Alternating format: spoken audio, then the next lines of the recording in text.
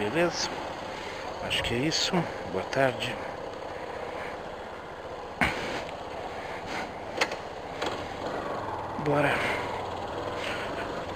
Bora pra mais cansaço.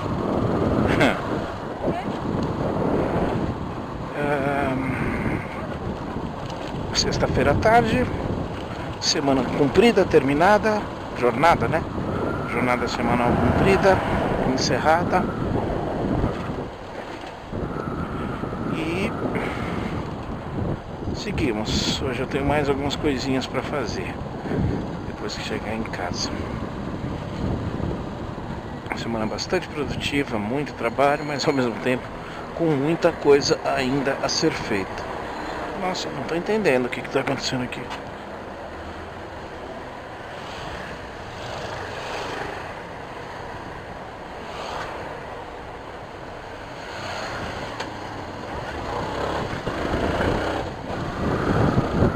O que será que aconteceu na Marginal?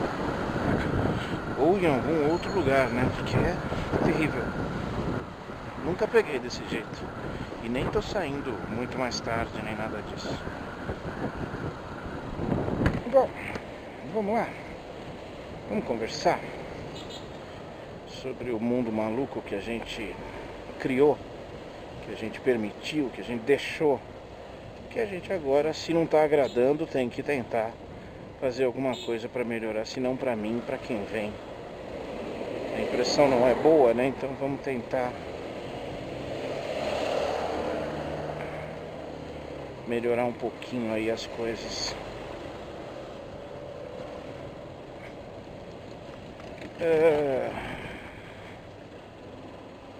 Dia desses, o Palácio do Planalto recebeu, aliás, anda recebendo, né? Na verdade, uma espécie de patrocínios, né? Que são os apoiadores. Isso é sinal de todo governo, né? Algumas vezes os governos precisam de um empurrãozinho no começo e tal, e é importante para eles fazerem um marketing com artistas, com pessoas públicas, né? Que manifestaram algum apoio durante a campanha ou depois dela, enfim. E não tem nada de mais nisso, né? Os presidentes, os ministros sempre recebem pessoas, e quando são artistas, pessoas famosas, eles se aproveitam disso, é lógico, para melhorar suas imagens, porque o mundo político é isso, né? Entre tudo também é imagem, né? E aí foi lá Zezé de Camargo, foi lá Ana Hickman e mais alguns lá para oficializar o apoio, tirar foto. E é assim, não é só com o Bozo, né? Temos o Super Moro e temos o Paulo Guedes, né? Sempre eles na Santíssima Trindade, né? Vamos dizer assim. E aí nessa mesma linha, eu não sei se foi só nessa mesma linha, tá? Existe uma figura que nunca fez nada por nada, né? O nome dele é Neymar, né? Não é o jogador de futebol, é quem o fez, né? Então, ele fez muito, né? Ele fez o Neymar, né?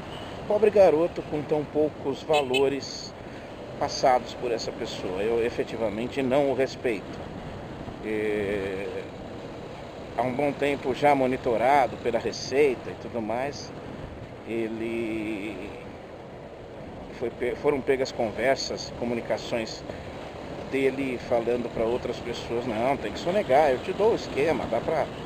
Porque assim, rola muito dinheiro nisso tudo e há a percepção, a apuração pela Receita de que as transferências do Neymar, principalmente a primeira, né, que foi da saída dele do Santos para o Barcelona, essa transferência ela foi feita de forma a enganar o fisco e a não recolher ou deixar de recolher muito dinheiro.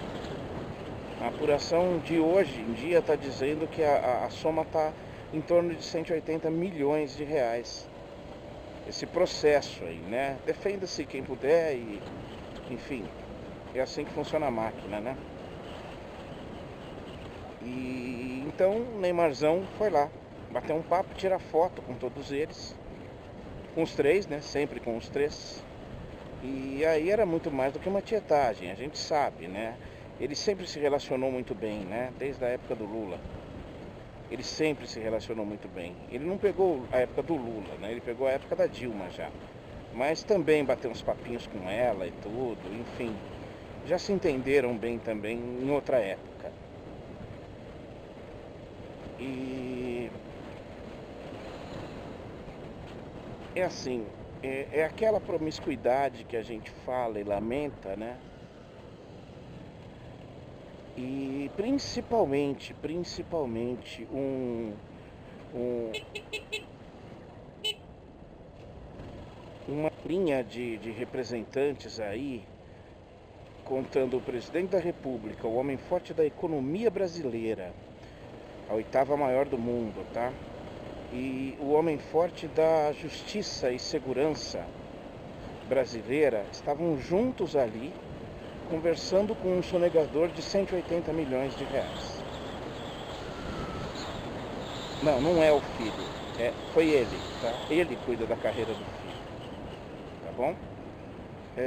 É um pouco estranho, se não for para mim, para algumas pessoas. Não procuro pelo em ovo, mas assim, uma coisa é o Zezé de Camargo e a Ana Hickman, pessoas que duvido muito que não tenham erros nas suas vidas e não tenham problemas, não, não tenham tido problemas fiscais aí, mas a diferença é que esse nada fez a não ser essa sonegação em prol do país.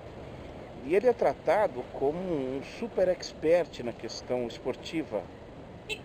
E percebe-se que ele também não gosta muito de microfone, ele não é bom no microfone, mas ao menos ele tem a inteligência de não se expor aos microfones, né? Pouca gente sabe a voz do pai do Neymar pai. Por que a gente fala Neymar pai? Porque o Neymar é Neymar Júnior, de verdade. Ele tem o mesmo nome do pai e Júnior no final.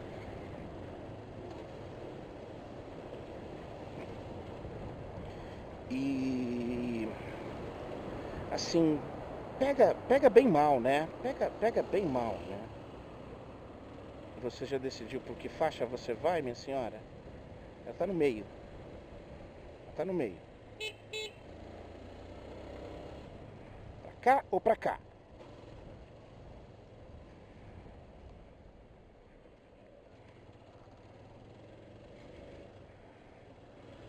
É, é um conhecido sonegador, e quem está vestindo camisas e bonés e fantasias, né?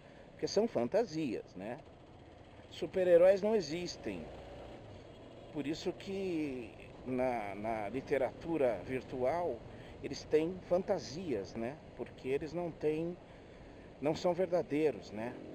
Então a fantasia que Jair Bolsonaro, Sérgio Moro e Paulo Guedes vestem, que é de que vão consertar os problemas do país, vão consertar os problemas deixados pela supercorrupção e tudo mais, ninguém coloca isso em xeque, né? Ninguém coloca isso em dúvida. Ô, cara, sério mesmo? É assim, você tem que fechar sua pauta.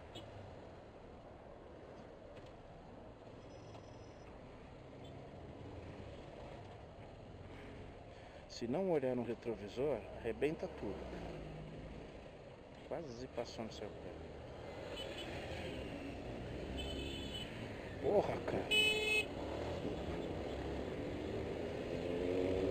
Não tá certo. Você tem que esperar a moto passar, minha senhora. E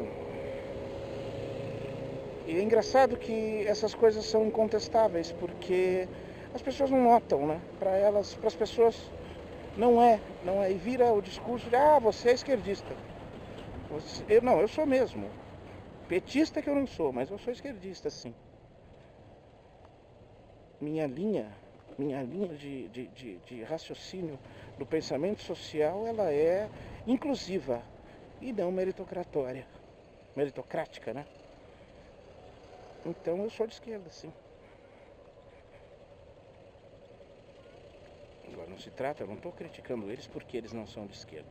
Estou criticando eles porque eles estão se vestindo de honestos, se vestindo de íntegros, se vestindo e muita gente aceitando essa fantasia de frágil, fraca e falsa. Olha, FFF. Frágil, fraca e falsa honestidade.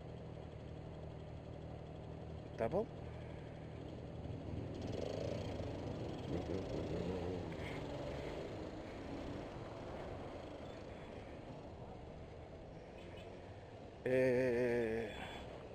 Senhor presidente, pedir para o senhor pensar melhor não dá. Continuando, né? Você acha que pode piorar? Você acha que isso pode ser corroborado? Então eu te dou mais um caso. A relação do presidente da República com a questão do trânsito, ela é bastante delicada e eu acredito que se alguém puder pedir conselho sobre trânsito, se quiser fazer um trabalho sério, uma coisa honesta, decente, que não peça ao presidente da República, tá bom? Ele não é, ele pensa como um adolescente mesmo. Ele pensa como alguém de 16, 17, 18 anos mesmo. Ele já declarou algumas vezes,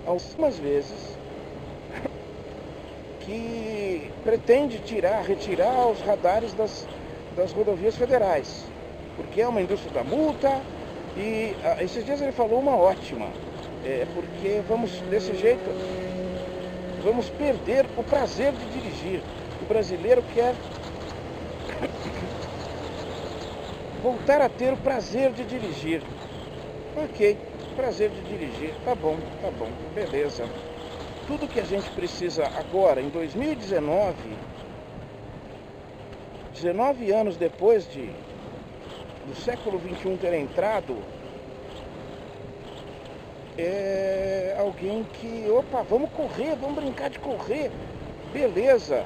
Os investimentos na segurança das estradas, claro que não podem ser só radares, mas tem que ter radares para controlar o ímpeto desse povo mal educado no trânsito. Ele já deixou claro algumas vezes isso. Queremos recuperar o prazer do brasileiro dirigir. E essa linha já começou com o Dória lá atrás, né? Isso atrai muita gente. Ele vai tirar radar. Legal, tudo que a gente precisa é isso. Aí, tava lá, num feriado aí, não sei se foi na Semana Santa, nosso presidente, curtindo o feriado ali no forte do Guarujá. Eu já fui lá, eu já fui nessa praia, eu já fui nesse forte. Uma empresa que eu trabalhei, a Columbia Sistemas de Logística, a Columbia fez uma festa de fim de ano lá, nesse clube. Muito legal, muito bacana. E ele foi lá descansar. Presidentes descansam lá, a Dilma, o Lula, eles passaram, é um lugar muito bonito mesmo, e próximo, né? E bombou nas redes sociais que ele foi dar uma volta de moto. Uma moto pequena, me parecia até uma Titan, uma CG, uma Honda pequena. Mano, o trânsito tá simplesmente um horror em todos os lugares. Minha nossa. Curtindo numa praia, de bermuda, uma camiseta do Paris Saint-Germain, camisa 10, Neymar Júnior.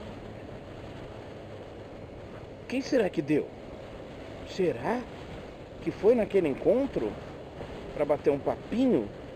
Sabe o que acontece? Eu não estou aqui colocando que o pai do Neymar foi lá conversar com o presidente e com o Paulo Guedes e com o Moro, pedir para aliviar o negócio das contas dele e tudo mais, do processo dele. Eu não acho, pode até ser, mas eu não acho, eu não tenho essa preocupação. Foi falar para os caras aliviarem. Não, não, não. O que ele foi fazer lá é uma política que pessoas poderosas fazem com muita frequência. Eles mostram que, ó de quem eu sou amigo. Isso, na verdade, é um recado indireto e bem truculento para juízes e investigadores fiscais que estão com o caso do pai do Neymar na mão. Isso é aquela coisa assim, quer mexer comigo, mexe. Olha quem são meus amigos. Você entendeu? Isso é muito claro para mim. Não são eles que estão fazendo isso agora com o Bolsonaro. Não, não, não, não. Sempre foi assim. O Eike tirar uma foto com o Lula e depois com a Dilma e depois com o Temer. Não, com o Temer ele não tirou porque ele foi preso nesse ínterim. Mas qualquer um grande empresário,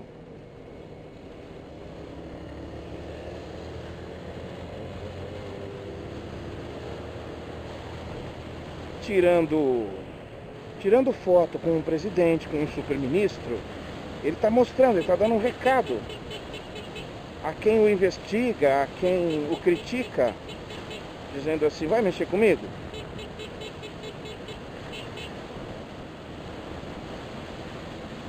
E, enfim, e estava lá Jair Bolsonaro passeando de motoca, à noite, uma noite quente, de bermuda, de chinelo, um capacete bem chinfrim, e ele foi filmado.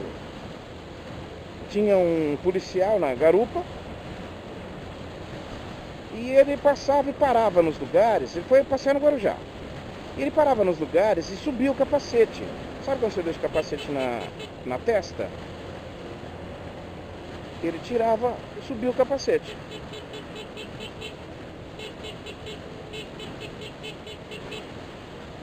E ele fazia isso por vaidade. Eu acho que eu já falei sobre isso em algum vídeo anterior. Fazia isso por vaidade, para virem, para que vissem que era ele, né? E até que ele acabou sendo reconhecido, o pessoal chamou para tirar foto e tudo. Algumas coisas, né? Não se pode andar de moto como ele estava andando, isso, bermuda, chinelo, mesmo que seja na cidade, muita gente faz, eu mesmo já fiz, faço aqui em Osasco de vez em quando, em trajetos curtos, mas eu estou errado, tá? E eu não sou presidente da República.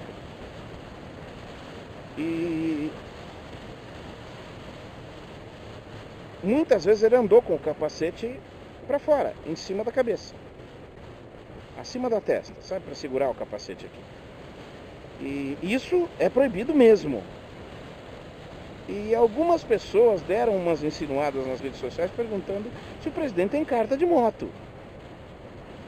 Isso foi abafado. Eu não tenho dúvidas. Como foi abafado, eu não tenho dúvidas. Não tem. O presidente não tem habilitação para pilotar motocicletas. E aí eu ligo algumas coisas rápidas, né, pelos dois primeiros assuntos. Sim, ele é um adolescentão, ele quer trânsito sem radar, para poder correr, zoar, brincar, se divertir, ter prazer em dirigir, né? Dos grandes trunfos dos últimos anos que nós tivemos, alguns pontos são cruciais. O aumento da fiscalização por radar escondido, amostra ou não, manual ou fixo, o aumento da fiscalização e a lei seca. Foram das melhores coisas que puderam acontecer para a gente. Diminuiu o número de acidentes, diminuiu o número de mortes, diminuiu o número de vítimas, diminuiu o número de pessoas dirigindo mal. Melhorou o nível de pilotagem das pessoas.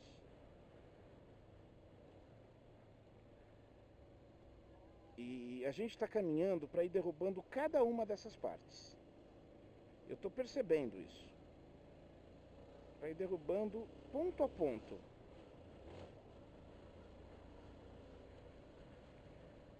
Por quê? Porque o presidente adolescente, e ele é realmente um adolescente, ele tem a cabeça de um adolescente mesmo.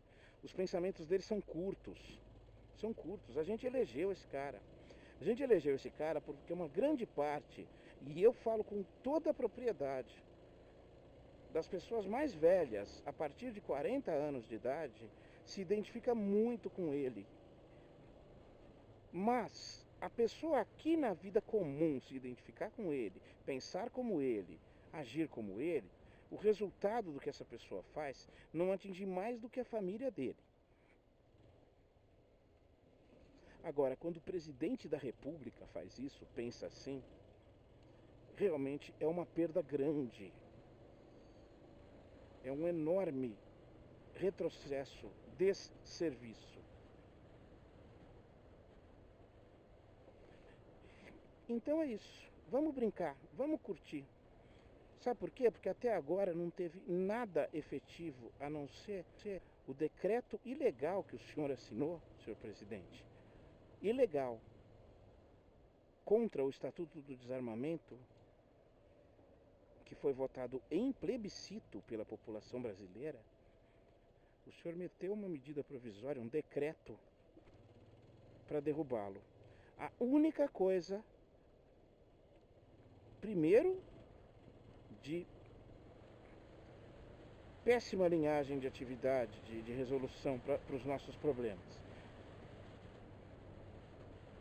Segundo, claro, para cumprir uma promessa de campanha. Oh, ele é um homem que cumpre as promessas de campanha. Ok. E que mais, senhor presidente? O senhor não consegue se alinhar em nada, nada, nada, nada. Lembra do COAF? Lembra do COAF? Eu falei, COAF, o órgão do Ministério da Economia que investiga fraudes fiscais, fraudes monetárias, fraudes financeiras, que assim que descobriu a conexão do Queiroz com os filhos Flávio, Eduardo e Carlos e com o presidente sobre a lavagem de dinheiro, de verba de gabinete para abastecer os cofres da família real, da família Bozo, o COAF passou a ser, saiu do Ministério da Economia, que tinha uma independência, para entrar no Ministério da Segurança, do Moro. Só que o presidente não tem o poder para isso, para fazer isso. Então era provisório, estava com o Moro e precisava de votação na Câmara. Pois ele tomou de novo. Não tem articulação política para nada, nada, nada. Não sabe governar, não entende, não percebe o que fazer para dar algum resultado efetivo em alguma coisa que ele queira.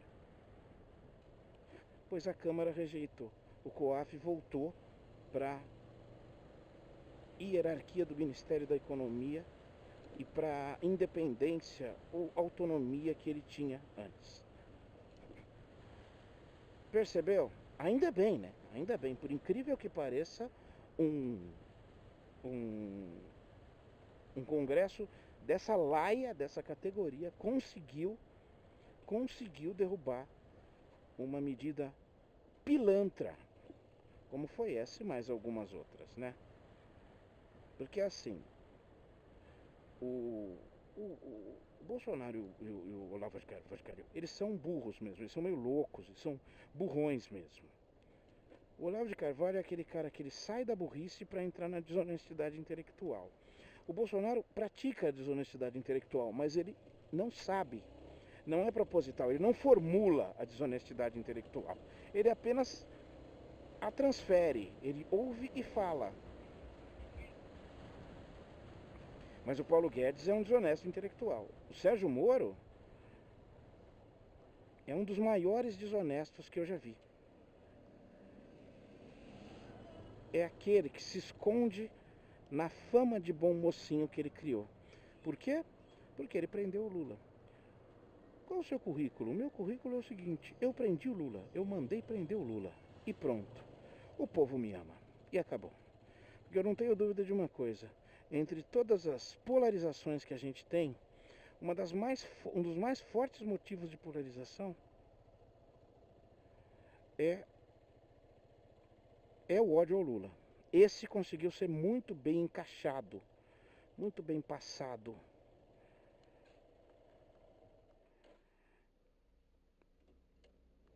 Muito bem transmitido.